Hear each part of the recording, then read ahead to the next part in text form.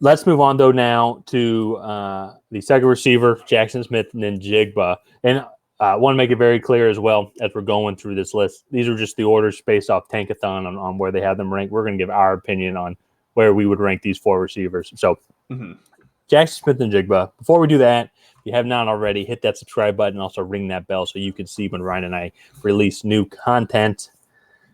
JSN, Ohio State Buckeye, did not really – his 2022 season was, I think he had a couple of catches, but like so, let's not really talk too much about that. Injuries happen in the game. Jaxon Smith-Njigba, I think, is wide receiver 1 because he's the most polished prospect with, I think, the most upside in this draft class. So that's where I think he is probably the most polished of them all right now. It's probably the most finished product. But there's that question, just that 1 year of just real consistency. And so that's where if he would have had the 2 years back to back, then it would have been hands down. It'd probably be a top 10 pick, even though he's primarily going to be a slot receiver. But what's interesting though about it, and you had a good point though, is he is built like a running back. His combine, it was 6 feet, I believe, it was 197 pounds, which, and to me, that is like the premier size of making him something like a Deebo Samuel. He's probably going to be a little bit slower than that, where you can have him in the backfield, but just that versatility of him running out of the backfield with how quick he is, especially doing those 3-cone drills and that 20-yard shuttle. He beat the next closest guy in those drills by about 2/10 or 3/10, depending on which drill you were looking at. So he has that great burst of speed, but it is he does not have the over-the-top game-predicting speed. But he makes up for that, though, which I'm sure you've already said, with that amazing route running, ability to just improvise, find the open spots, break down zones. And then when it's man, he's able to separate very quickly without getting touched. He's so quick off the break. That is his strength. That's absolutely his strength. So growing up being a Patriots fan, he reminds me so much of a Wes Welker, Julian Edelman slot receiver, where he's just so quick off the ball, where it's almost like the quarterback could get the ball and throw it and they would be open immediately. And he is that. But like you said, his biggest question is, one, health. I think he answered a lot of those questions coming out of the combine. But then two, that top end speed. He didn't run the 40. He has explosiveness in terms of one, short area ability, but he did perform well in the vertical, I believe. With actually, did he not participate in the vertical? No, I think he just did the here. He just did the 3-cone and the shuttle, which he took first in both. So well, and that was kind of a joke from what I've been seeing is and correction, sorry, he was 6 feet 1 inches and 196 pounds.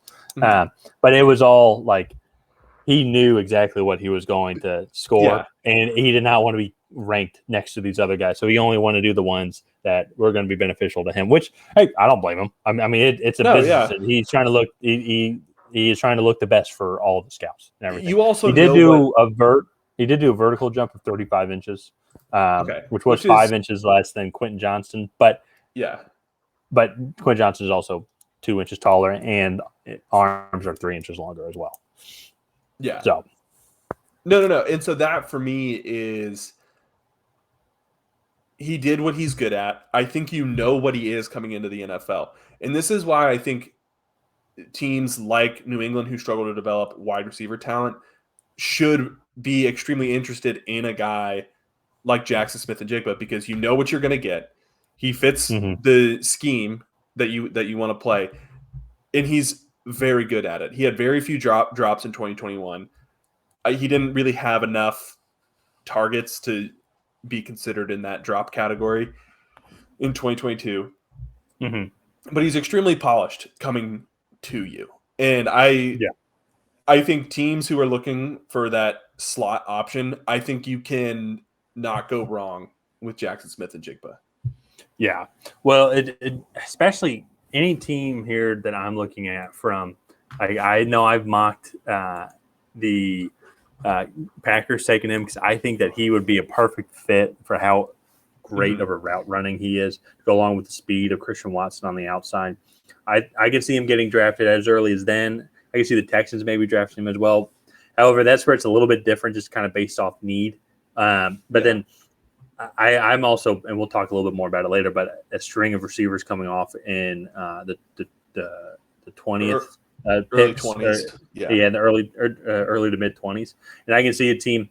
I can see a team like Baltimore taking him there as well. I can see Minnesota taking him also to be opposite of what Justin Jefferson is they already have their elite receiver, but then go have your absolute like precision route running guy in Jaxon Smith-Njigba as well. So it's going to be interesting to kind of see where he falls.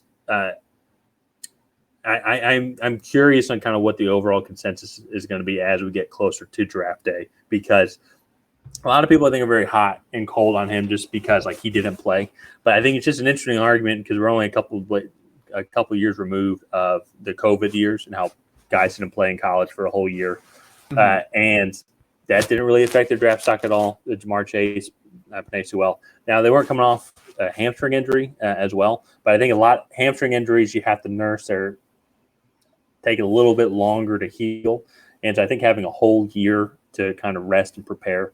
And I think based off the 3-cone and the shuttle, seems like they're working perfectly fine based off his route running and drills in the combine seem perfectly fine as well. So I'm curious kind of what the overall consensus is going to be as we get closer to April, because I've been high on JSN for a really long time now. Yeah. And so I still think that he's there, especially with what all the other receivers are showing us. Yeah. No, I agree. I mean, he's had a hype train rolling since that Utah game a little over a year ago. So let's wrap JSN up there.